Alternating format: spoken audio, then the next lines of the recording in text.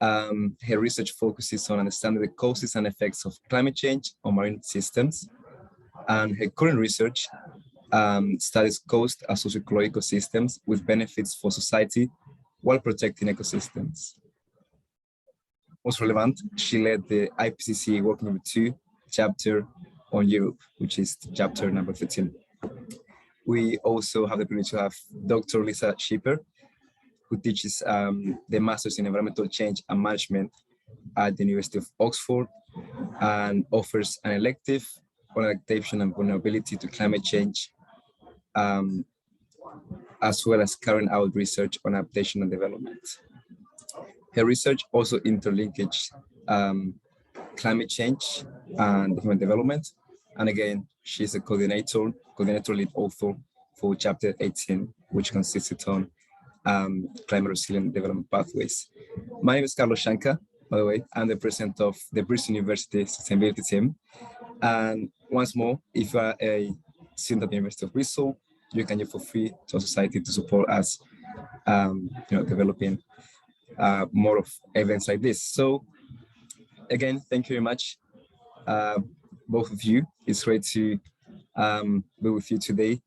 And for those people that don't know what the IPCC is or are not that familiarized, we want to start with an overlook of what it entails and how scientifically rigorous, how much work there's behind this sixth assessment of the IPCC. So Daniela and Lisa, the floor is yours. Feel free to share the screen, and we're all ears. Thank you very much. I hope you can see the screen. The IPCC is a really funny beast. Whenever you hear about a report for scientists, you hear about, you think it's a couple of people coming together. The IPCC report was written by 270 authors. It encompasses 34,000 new papers. We got over 62,000 reviewer comments for the report, which we have then, the whole report is 3,500 pages, which we have then tried to condense into a summary for policymakers, which IPCC pages are quite dense, but it's slightly less than 20,000 words. It's really a quite interesting process. What we've tried to achieve is to give you in a very broad 10 minutes overview to show you what's different in the sixth assessment report compared to the fifth. As Carlos has said, this is working group 2, so we look at impacts, adaptation, and vulnerability to and from climate change. One of the things which is really important in this report compared to the previous ones is the strong interconnection between human society and ecosystems, and including biodiversity. It's a real emphasis on our need to conserve and restore so that we have healthy biodiverse ecosystems which sustain livelihoods and ecosystem services. And that climate change can't be seen in isolation, but needs to be seen in combination with the unsustainable use of natural resources, habitat destruction, growing urbanization, and global inequity. What is really important to us is to state very clearly that climate changes will not impact everyone the same way. At the moment, between 3.3 and 3.6 billion people live in hotspots of high vulnerability to climate change. That doesn't say that they're impacted by climate change, but that says that their conditions make them more vulnerable. They often face overlapping challenges of limited access to clean water, sanitation, and health services. They often have climate-sensitive livelihoods, live in high level of poverty, often combined with weak leadership and lack of funding, lack of accountability and trust in government.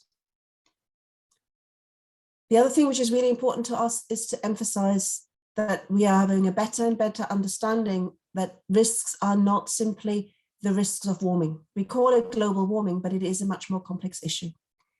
And the emphasis here is on compound and cascading risks. These are driven often by already interacting hazards, compound hazards. In this case, in the example here, it's heat and drought, like we have experienced in Britain in the 2018 heat wave. That impacts crop yields, but at the same time, it also impacts those people working on the farms by heat stress amongst farm workers and therefore reduced labor productivity.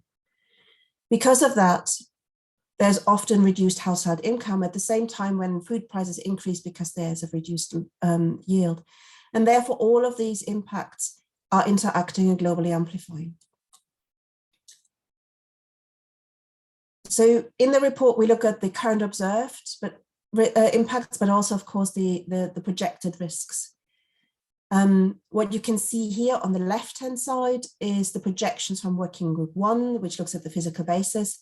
You have temperature going up to 5 degrees global warming, and then time from the 1950s to 2100, and a different scenario of economic growth, population growth, and warming. And what you can see on the right-hand side is what we call the reasons for concern. They're shown here in these horrible, horrible colors of the burning embers, which go from yellow being a moderate risk to red being a higher risk to purple a very high risk. And the dots show how confident are we in those transitions. The gray line at the bottom shows where we're currently at, so the current 1.09 degrees warming. The 1.5 is the target of the Paris Agreement, and you can see that everything is possible up to warming above 4 degrees. And that what we've learned in the current assessment is that for all of those reasons of concern, so unique and threatened systems, extreme weather events and their impacts, the distribution of impacts, global aggregates, and big scale events, the onset of where it goes to high and very high is coming earlier than we would have previously thought in the last assessment. So what does that mean? So globally, the future climate risks, we're talking about heat risks for both humans and nature. We're talking about water scarcity, especially in regions where people are dependent on the cryosphere, so on snow and ice, so glacier melt. The impacts on food security and flood risks, both along rivers and our coasts, which is an existential threat to the small islands. We are adapting to climate change, but what the assessment has shown very clearly is that adaptation has increased, but the progress is very uneven and not fast enough. Most of the examples about adaptation are around water. And so there are water management on farms such as irrigation, water storage, water saving technologies, which can reduce the vulnerability, but at the same time, they also need to be considered within the framework of securing drinking water, flood and drought risk management, and working with nature on land use planning. The effectiveness of the water management solution will decrease with increasing warming. The other example where we see adaptation is around food security. So there's changes around cultivars, there's the concept of agroforestry, which is very strongly highlighted in the report. It's about diversification on landscapes and farms and community-based adaptation, all of which also need to be seen in the same time as strengthening biodiversity, thereby addressing the global sustainability goals of zero hunger and good health and well-being. So they have benefits which are higher than just the adaptation to climate change. I'll hand over to Lisa now. One of the interesting things about this report is that actually we're seeing that one of the kind of big opportunities for taking on climate action in combination with development is in urban areas. And this is partly because there's this huge push of people moving towards urban areas. By 2050, there could be 2/3 of the world's population living in cities.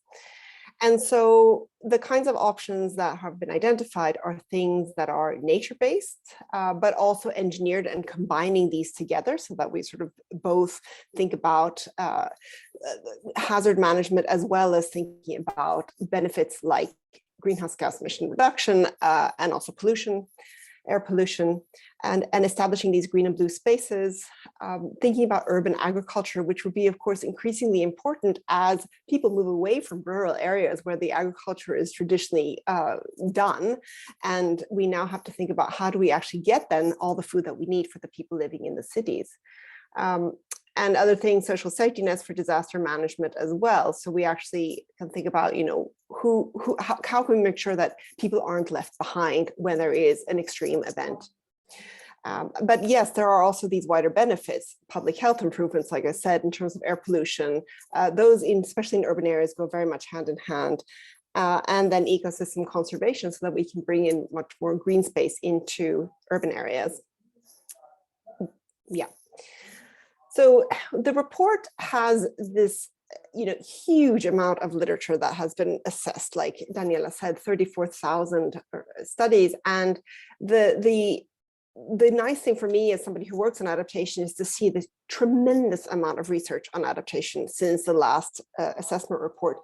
But one of the things that we're seeing is, in fact, that there are quite a number of projects that are not really working so well. And in fact, what they're heading towards what we call maladaptation. So when adaptation goes wrong and makes people more vulnerable.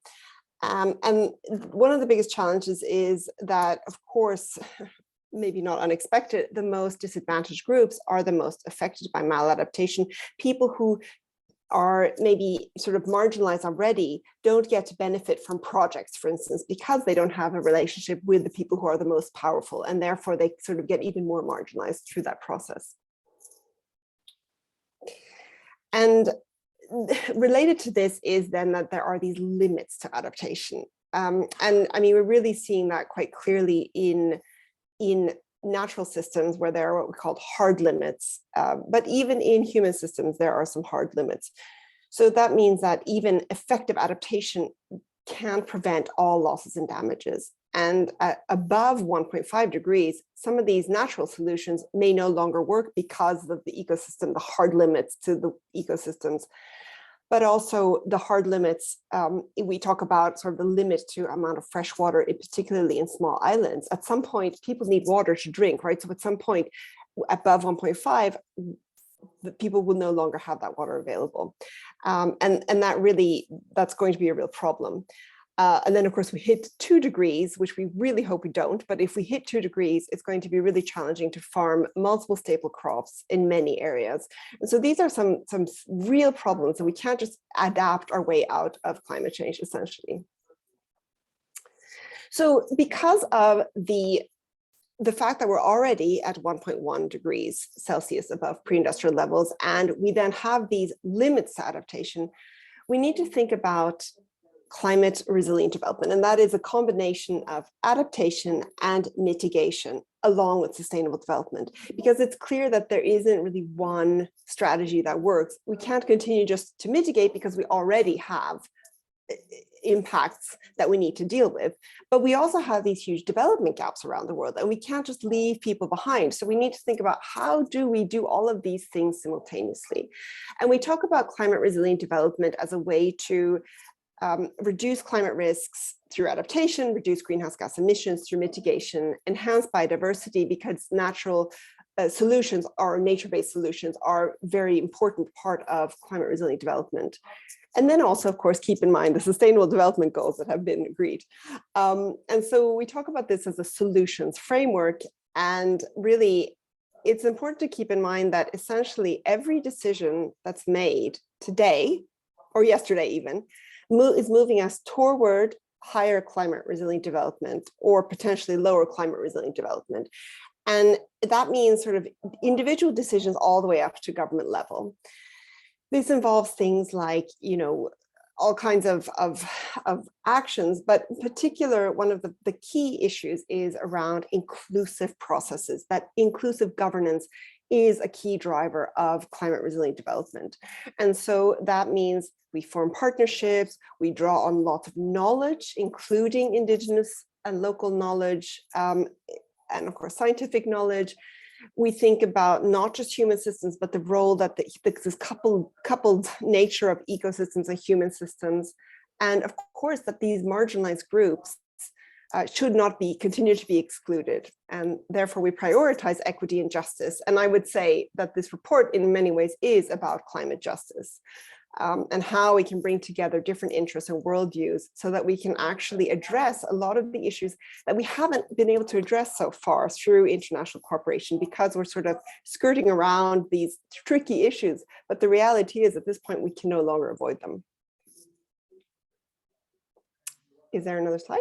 Okay, so the thing, we talk about climate resilient development pathways, and these are the pathways that illustrate here. Essentially, the idea is this is sort of a conceptual way to describe that these pathways are, at some point we might move towards a higher climate resilient development, but through a decision that happens or a shock like COVID, we might suddenly find ourselves on a pathway that is going towards lower climate resilient development. And it's important here to note that the opportunities, there are many opportunities that are missed, and these are things based on the fact that we made decisions in the past. We have past emissions and development choices that we've already sort of excluded certain options. But we still do have some options, and within even kind of, if we stay below 1.5, we still have the opportunity to achieve some kind of climate resilient development. This becomes much more challenging above 2 degrees, and as the warming increases, obviously, because then the opportunity for getting off this sort of, getting back, relying, for instance, on ecosystems that at that point are no longer able to function will not be possible. So that's sort of the key message, is that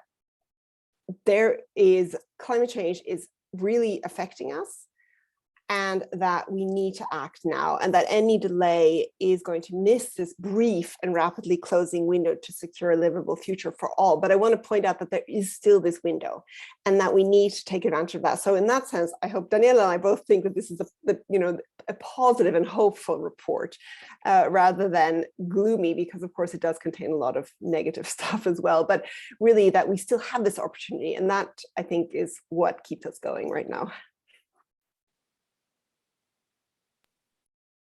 Thank you very much for the introduction.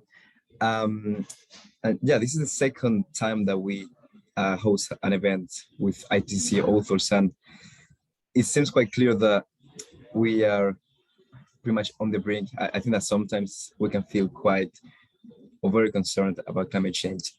So I want to ask you, what's your immediate, oh, by the way, if you want to ask any questions, please, we'll have a Q&A in the end, at least 20 minutes. So prepare your questions if you can, or raise your hand afterwards. Right, I wanted to ask you, how do you feel once, now that you've finished these reports, and what are your main concerns, personal main concerns? Starting with Daniela, perhaps. I would like to sleep. That would be a really good thing. The approval session is one of the most intense things you can possibly do as an academic, because they are 14-hour discussions with 195 governments, and they're up to 40 representatives for every word. So there are sentences which we've discussed for 6 hours to find an agreement on this. If you ask me about the report in general, as Lisa said, we have a short window of opportunities. If we are distracted, if we don't focus on making this world a more equitable or more just and more resilient world, then this will become harder and harder. And most of the focus in the media was on the doom and gloom of climate change is going to be horrible. They didn't report on the fact that the report is full of solutions of what we can do, what everyone can do, what society can do, what governments can do, what companies can do. And that was completely lost.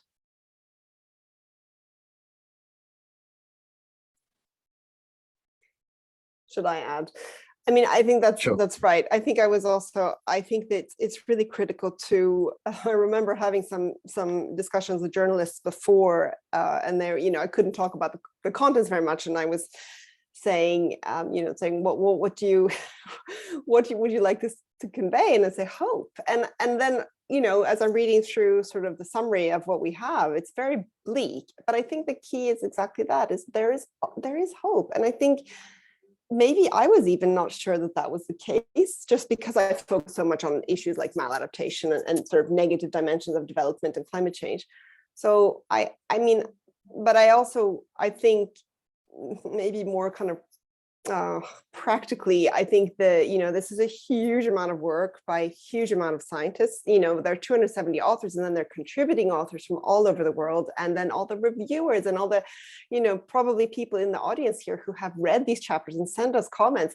I mean, if you add together all those hours, and you think about, what we could do next time, maybe together, without having to go through all this, because we actually know so much already.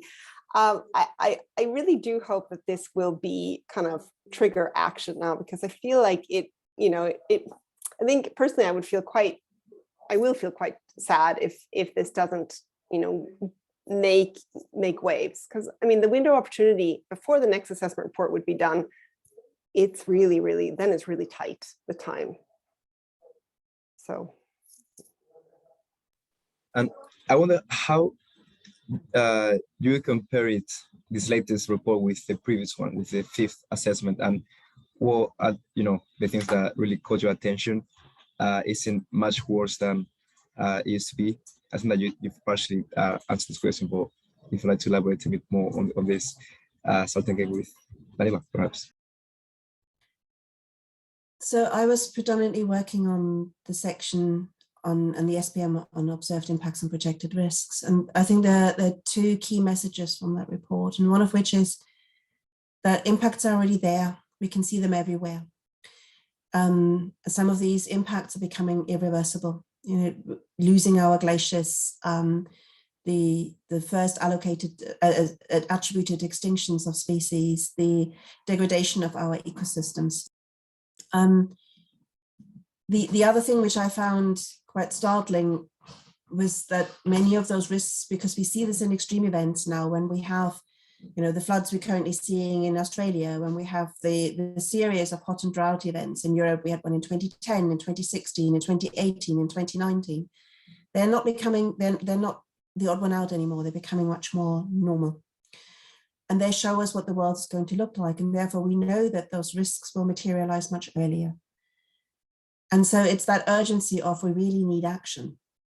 We need to stop discussing that, that we can mitigate our way out of this. Climate change is here, it's not the future. And so how are we adapt, and how do we use opportunities such as, Lisa knows much more about that, but the big investment cycles of infrastructure which needs to be renewed, or city planning. How do we, every time we make a decision, make sure that climate change adaptation is at the heart of that as well?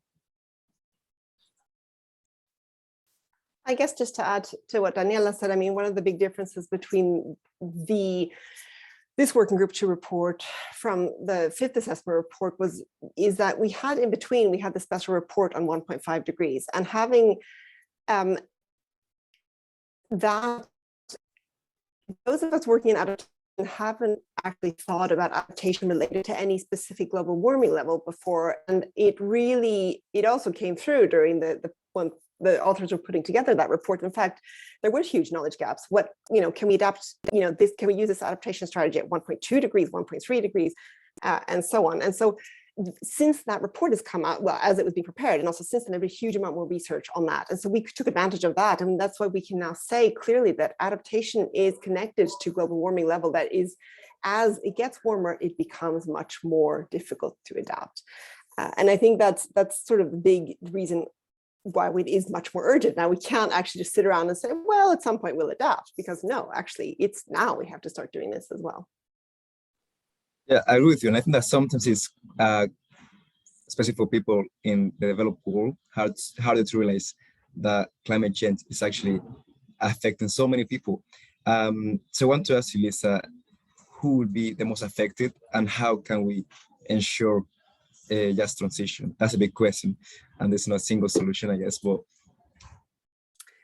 yeah, I mean, yeah, I think so. Like I said, we put a huge amount of emphasis on equity and justice, and that's not just because it's like a trendy topic that is coming up in climate justice, but it's actually because so much research is identifying that the only way really to advance adaptation effectively is by centering it around justice questions. Because what's happening is part of the reason, like I said, the maladaptation, part of the reason that we're seeing maladaptation emerging is because people are not being included in projects. They're not being included in the decision-making process, the design of projects, and so on. And so, you know, as they're not being included, and people who are sort of traditionally marginalized. So it's women, it's ethnic minorities, it's religious minorities, all sorts of groups that often don't get the chance to actually be involved in the decision-making processes. And then what happens is, as they get, as they're excluded from this part, they get even more marginalized. And so it really is, you know, I stumble a lot on this notion of, you know, for all that I mentioned at the end there, and thinking about how we can do this for all. And I think, you know, in the next assessment report, unfortunately, I don't think that if we haven't acted by then for all is not even an option any longer. So I think that's the key issue. I think if I may just add to that, it's absolutely true. If we look at those hotspots of vulnerability, they're in sub-Saharan Africa, they're in Southeast Asia, in Central and South America, the small islands. But it's also important to remember that there are some in our society who are also extremely vulnerable. You saw the images a few weeks ago of people flooded out.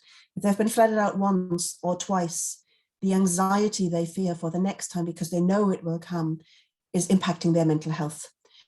Those who are older aren't as able to just run away when a flood comes. Those who are economically less able to adapt their houses, or that, you know, they rent and therefore they don't own the right to change anything, they are much more exposed. And often more vulnerable. And so it's important to consider us not as a block of everyone in the global north can easily deal with this, because there are very strong disparities. And also people who are more connected to nature. Now that could be people who are depending on farming income and have their livelihoods, or indigenous people who live more nomadic in the north of Europe. There are many of the groups amongst us who have a strong exposure and have high vulnerability. Yeah, and I think that we can follow up this question.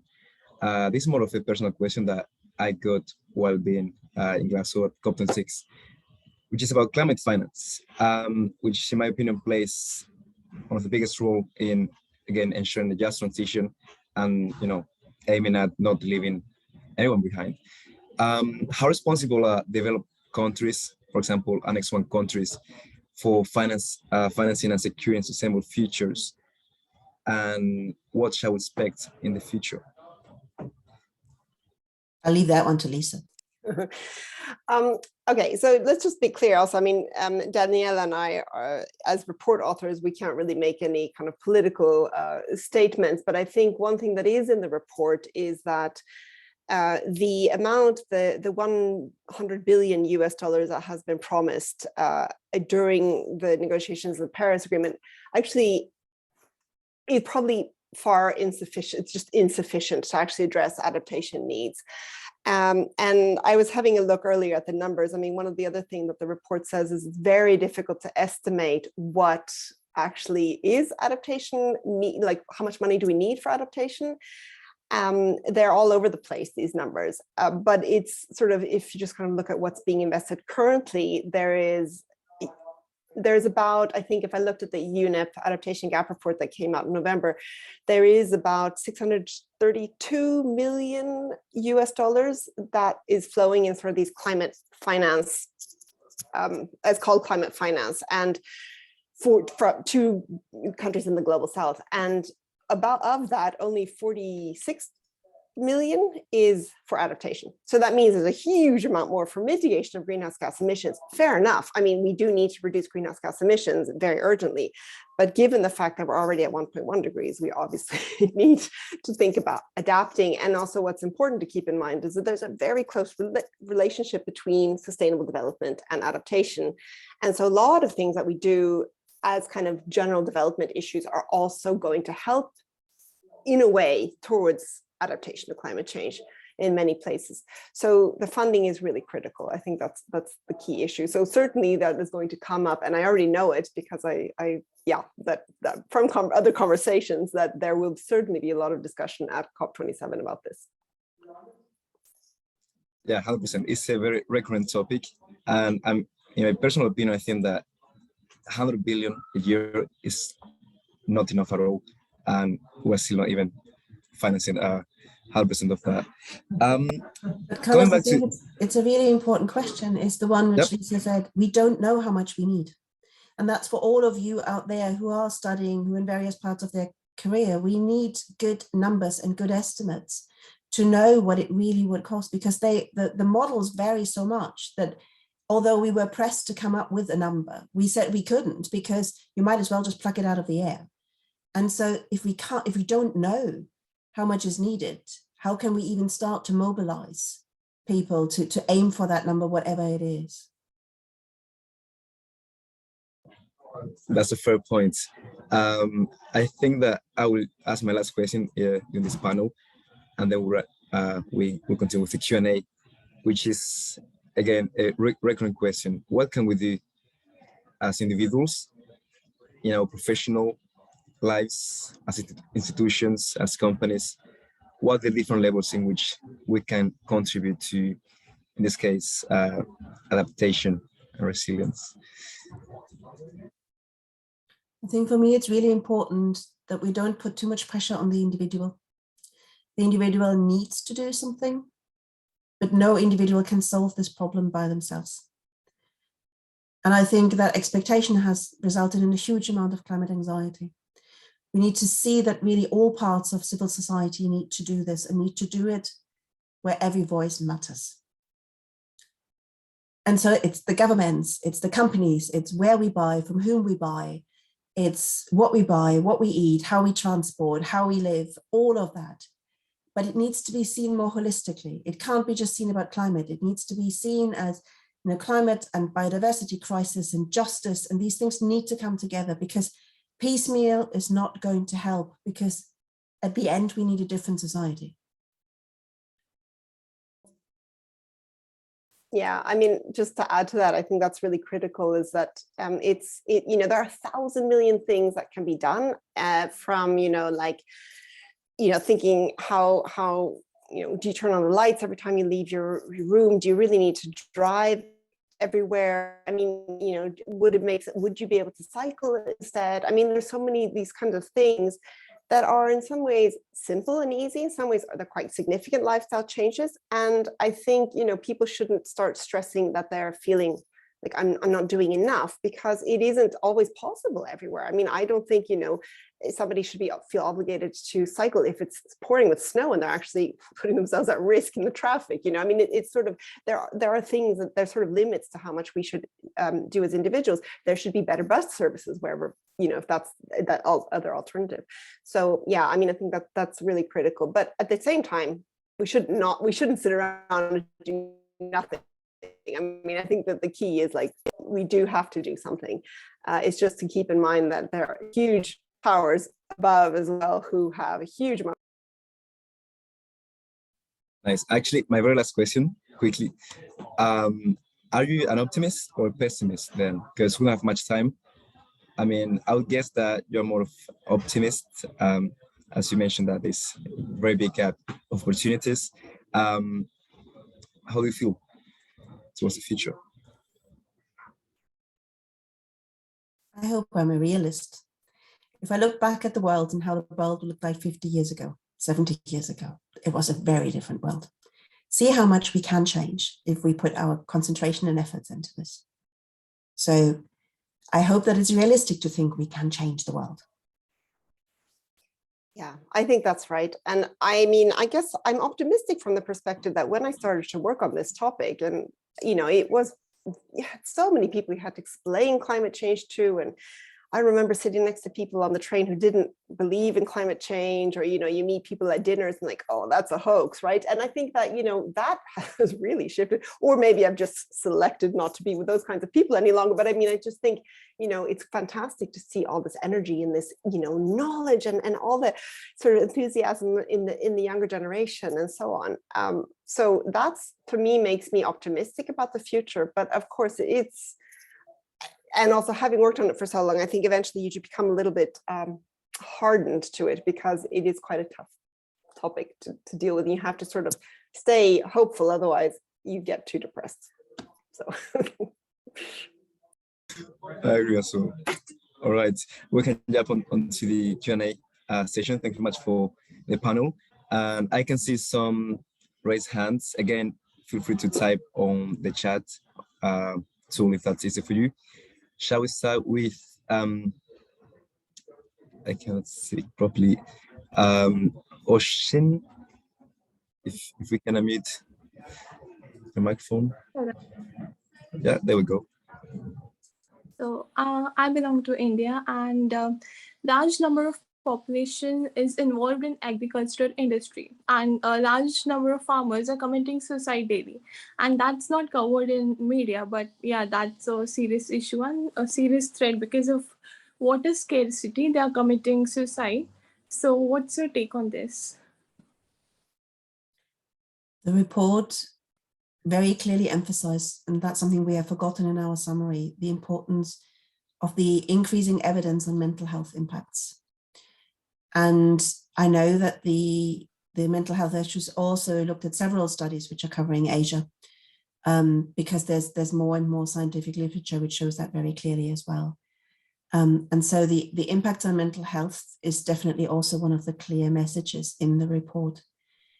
You have to also see that the report is not just ours. The report was signed by the 195 United Nations who were with us and for 2 weeks have negotiated this text with us. The writing is ours, but the agreement is universal. And so that says that the government of India is accepting the mental health impact this has. And one more thing, the issue is like so large and it is impacting over millions of people. So like the efforts we need to make, it's like on individual level plus the government level and of course international levels. I mean, I would add also to this about the farmer suicides, because it's of course not just in India, have that number of places. It's quite it's a really critical issue because it's a gendered issue. Also, you're seeing mostly the men who are doing this. And actually, what we typically talk about is that women are the most affected by climate change because of various power structures and issues around that. So this is a really important example also to show that it's not just women, it's actually also men who are very negatively affected by climate change in this way. So, I mean, it's unfortunate, it's been going on for a long time also in various South Asian countries. It's a very serious issue. Yeah. Thank you very much for the question, Osheen. Indeed, it is a very important topic to talk about. Thank you. Thomas, welcome. I think we know each other. There we go. You go. Thanks, Carlos. Good to see you again, and you as well, Lisa. I've got just 2 questions. One, very simple. Can you please differentiate or help me understand the difference between climate resilient development and climate adaptation? I've been made aware in this past week that there's a debate and there's a difference between the two. Resilience can help you adapt, but then there's also actions that focus purely on adaptation. And then the second question is what can I do as an individual that's most effective in helping climate adaptation? When I think of myself as a consumer, I don't think there's much I can do. I can switch to renewable energy, I can ride my bike, or I can buy recycled plastic packaging. So that's more to do with more sustainable resource use and climate mitigation rather than actually directly helping adaptation. So I'm just thinking, should I use my voice as a citizen and vote in a different way? How do you guys envision the best way forward for me as an individual with multiple different hats to actually have an impact on climate adaptation? Thanks. Should I just quickly, so great questions. I guess just to clarify that this climate resilient development is actually the combination of mitigation and adaptation and sustainable development. So it's really about a kind of development that brings us towards a kind of a better world, if you want, where we have sort of justice and we have reduced greenhouse gas emissions and we have sort of conserved our ecosystems and protected them and take advantage of them also. So it's more than adaptation. And that's why it's a little bit of a tricky one, because resilience, the word resilience, is often used as a synonym for adaptation, but this is actually climate resilient development. So it's something more than just adaptation.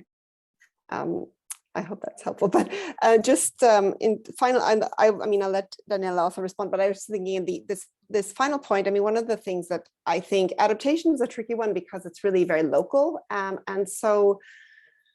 I'm sure there are lots of things that you can do to think about kind of, supporting livelihoods of people. If you want to buy something, that you buy something that is kind of an ethically produced product, that is not using resources that are scarce, that is, not encouraging the use of the reproduction of resources that encroach on environments. But the other thing to do, which I think is really important, and I was just mentioning on the radio like an hour ago, is that talking to people about climate change. I think that is, that is kind of the way to raise awareness, and awareness is one of the most important parts of being prepared. So I would say that's the thing to do. To follow on from Lisa, I think for the talking to people, it's really important that we're not talking into our university bubble. That we have a project with the Heart of BS13 for those living in Bristol. That's the poor part of South Bristol, and it's a project on using animation to give young people a voice, so that they can express it. And it's really important that we go to the various parts of Bristol, or wherever we are all living, and talk with people there and develop projects which make their neighborhoods more livable. And that can be a wide range of different projects. Because I'm a natural scientist, I think often at that nature intersection, and you could also see very clearly during the pandemic how many people found solace in nature. And so, there's a lot of guerrilla gardening groups in Bristol who take a little bit of wasteland and plant. It helps people with mental health, it cleans air quality, it reduces heat islands. And yes, at one point, a developer will come and hack it all down, but in between it made people happy, at least a bit happier. So I think it's various ways of, increasing your own resilience, your ability to deal with it, empowering others to find ways of interacting with it, and trying to change the bit where you live, because as Lisa said, and will not work for the people the same way. So we can't just plonk what has worked in one place into the next. Thank you, Thomas, for the good question. And yeah, it's a lot of promoting. That's why we host this sort of event. So we have many other questions. Can we please unmute Daniel, who's raising a hand? Yes, please. Yes, thank you very much, Carlos.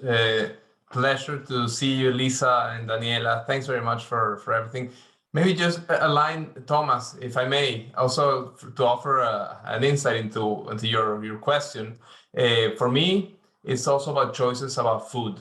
Veganism, I think, is a tremendous way to take individual action to support climate resilient development and adaptation. I want to say that.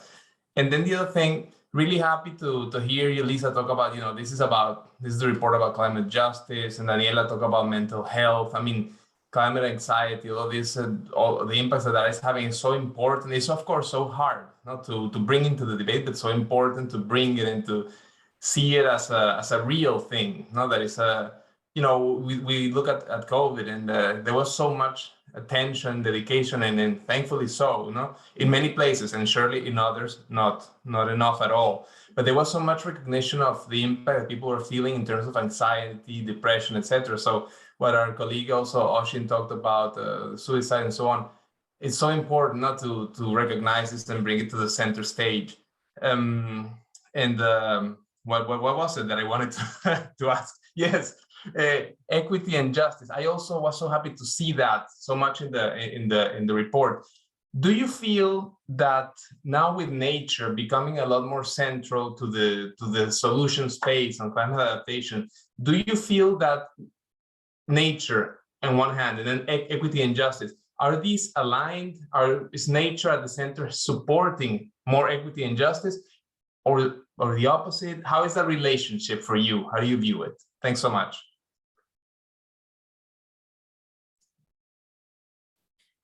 I think it's really difficult because we need to make sure that, you know, there were numbers in the report about how much of the Earth's surface needs to be protected to ensure that nature can support us for climate change, both adaptation and mitigation. And the current model of ownership of land is clearly in conflict with some of that. So it's a difficult question if you're asking if they are working hand in hand or not, because they can, and it would make a difference. And there are examples of, you know, around Bristol where local constituencies are buying back land to give it to community organizations to plant diverse forests and make community gardens. But it needs to be done with understanding of, you don't want to take it away from those. It's difficult. Ownership is difficult. And I hand over to Lisa because she has thought about this much more than I have. Yeah, I mean, I think, Danielle, one of the key challenges with, I guess, the notion of nature-based solutions is very uncomfortable for some, and especially in the global south, in part because we have a sort of a narrative around who's making decisions about sort of where to conserve land, for instance, or where to plant things. And it's going to be probably in places where there's not a huge amount of development. And so in many places that's probably going to be in the global south. And I think, you know, the real issue is, of course, the responsibility. Who is responsible for greenhouse gas emissions for starting off a problem? So, I mean, I think, you know, there are some very uncomfortable conversations for many, I think, about, you know, what the kind of what's the background behind these, and could we potentially actually see equity abused and justice issues sort of abused through this process?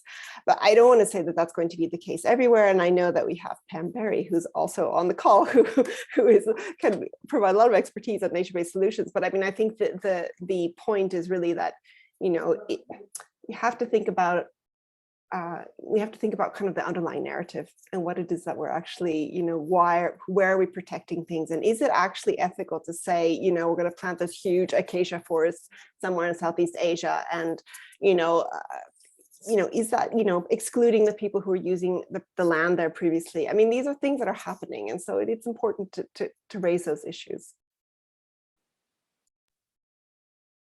Yeah, I agree. I'm actually doing a report for university, so it is really important and really complex, more than it seems like. I'm gonna catch some questions from the chat as well. Manur from Pakistan is asking about how can we center climate change adaptation around justice? I don't know if we've answered this. We would like to add something of a few questions in the pipeline.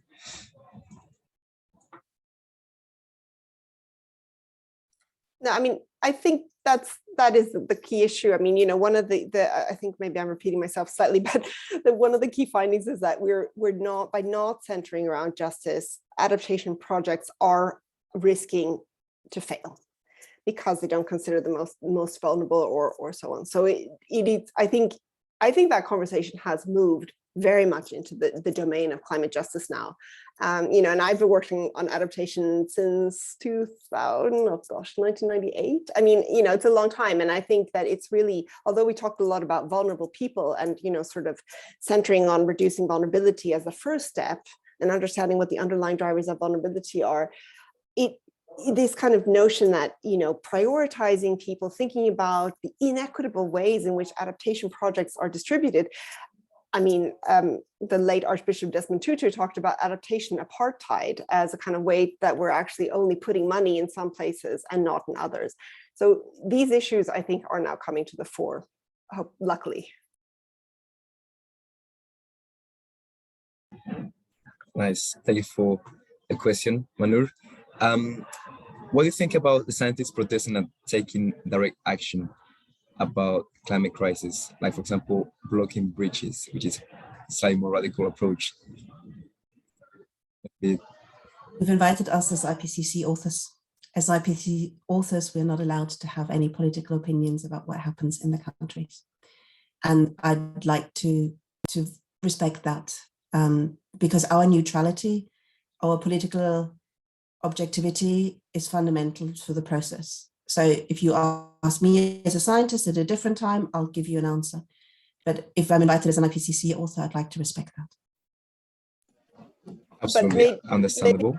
We could just add that, I mean, we have looked at the sort of the role of civil movements and the role of these kinds of processes in kind of putting pressure on in terms of climate action, and how that's has consequences for prioritization of funding, for example. So there are parts of this covered in various chapters of the report. Thank you for clarifying that, and sorry for asking the question as well. Can we unmute Desmond, who's raising a hand? We have time for one or two more questions. Thank you, yes, please. Thank you. Yes, my name is Desmond. I am speaking from Ghana. I'm a youth advisor to the Global Center on Adaptation. I really like hearing both of you talk about the insights of the report and how this particular report is offering solutions. One thing that Lisa mentioned was the fact that it takes care, it does mention why we need to implement adaptation solutions that do not become problems in the future for marginalized groups. And then also the other thing you mentioned was the maladaptation case. I know that when it comes to country level implementation of solutions, it is more of the state and political actors that have a bigger voice. What are the solutions, or what does this report offer to ensure that political actors do not promote false solutions that become a bigger problem for future generations? Thank you. I think the report points to many issues across different sectors. So the Africa chapter, for example, looks at adaptation options, but also the maladaptation consequences. In one of the things, for example, is increasing our dependency on water. By not changing the crops, by not understanding not learning from the lived experience of the farmers of what has not grown over the last years, and thinking that we can irrigate ourselves out of this, we're becoming dependent on water, and water will run out. I've shown examples around, for example, in Europe, around coastal areas where we're not starting a discussion that some of these places we cannot protect forever, and just putting more and more hard infrastructure into those places destroys those ecosystems which help reducing those. We also, in the report, look at a solution space of governance and look at that, but what we often do, because of the global nature of the report, is it's the countrywide or even regional governance. It's not the local governance in a province, in a city, because of just the nature of writing a global report. And so we talk about how important it is to have governance which facilitates this and considers what we have learned. But I think that's where we currently still stop, because what we cannot do in the report is it's not our opinion, it's based on what's in the literature. And lots of what is done locally isn't reported. It doesn't have to be in the scientific literature. It can be in countrywide reports, but often we don't report on adaptation. The farmer I've forgotten which country you're in. Let's say the farmer in Ghana will not say that they've changed the crop from day 1 to day 2, because that's just what they do. They don't write it down. They don't say if they were supported or not. They just live it. And so we find it then really difficult to aggregate that information to see what has supported, what has hindered. what has facilitated.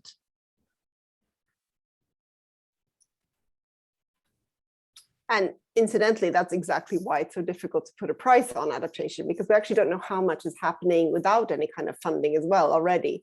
And I guess I would just reinforce that this notion of inclusive governance, that's really there to try to address what you are mentioning, so that it isn't just sort of one group of people who dominate, and that in order to achieve climate resilient development, that inclusive governance is a huge piece of that puzzle. And that is clear from the science that we've assessed, is really, if we can't, that having all of the people at the table is really critical. So hopefully that will give you some sort of something to go on. All right, we're about to come to an end of the event.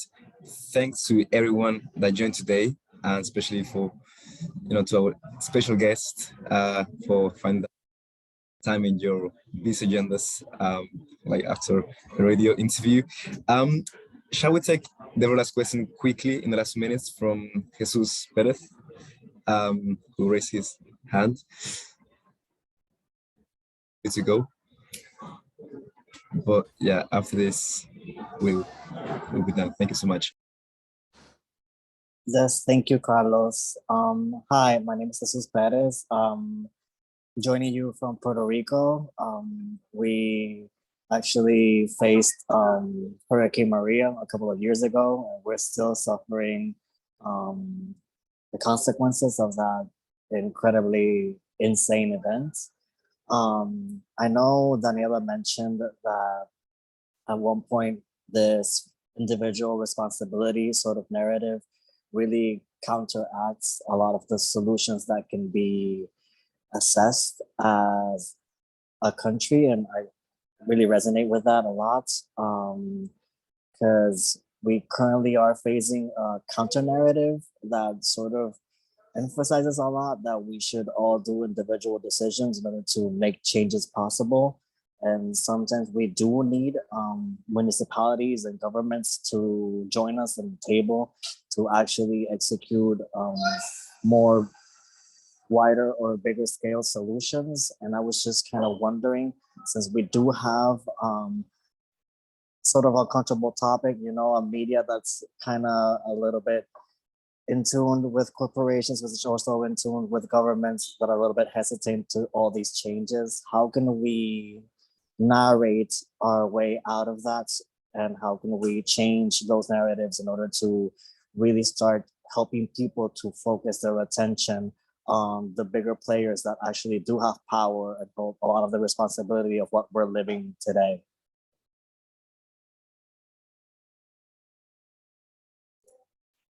Should I take a first stab? I mean, you're asking a huge question. I think it's really, I think this is sort of, first of all, I think some of these questions will come up again in the release of the Working Group 3 report that is on mitigation, that comes out 4th of April is when that's being released. So they're starting kind of going through the process that Daniela and I just went through. And there will be questions, because that's really where these questions of sort of who are the actors who need to take action come up. But I think, I mean, yeah, I guess in terms of, the sort of notion of climate justice as a sort of central point for recognizing that it's about many different people, but also that there are many people who don't have the power to make choices. They don't have they're not in a position where the choice they make, that they can't control it. And that's partly what we're talking about when we talk about these climate resilient development pathways, that these multiple different actors who are part of this process have to somehow, there has to be an inclusive process for them to join together. So it's not just about individuals, but I do also think that there is a fantastic amount of research that's done on what's called narratives of inaction around sort of, and this kind of falls into one of these, like the way that it's put on the individual versus collective. But I certainly think that I hope you'll find a lot of these things addressed also in the coming report, because it deals more directly with those. So hopefully there'll be something for you there. But yeah, sorry for the short answer, because I personally. I think that political cycles and something like climate change don't go hand in hand. At the COP,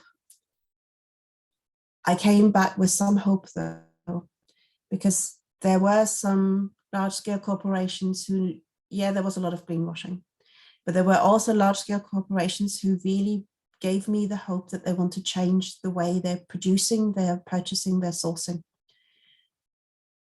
If that materializes, I think this is a really powerful step towards change, because it doesn't help with the adaptation finance, it doesn't help with supporting mitigation, but it might help with reducing some of those impacts in the various places where we consume, where we produce.